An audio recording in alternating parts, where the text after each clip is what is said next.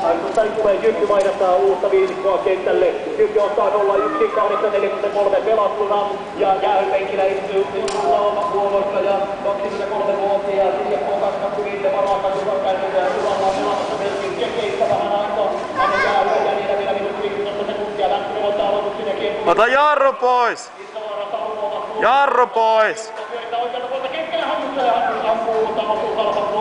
Uusi paikka tulee Hannuselle merkittelee, nyt torjuu vika-ossa. Kiekko viivaa Salvolle ja Jypillä todella hyvänäköistä ylivoimaa. Nyt aloittaa Pino Lättinen pelaa oikealle puolelle Vilppulalle. Vilppula yrittää vain eteenpäin liian hätäinen syöttö nyt pääsee Salvon väliin ja Salvon vahvistuntaa.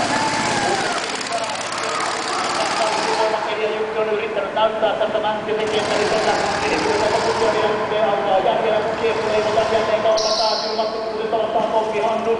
Takaa tulee auttamaan myöskin Mänttinen. Siellä on taistelussa Jeremy Salvolta, mutta ei auta. Kiekko jää Jypille ja kuvio on kunnossa Salvon viivalla. Salvo ontuu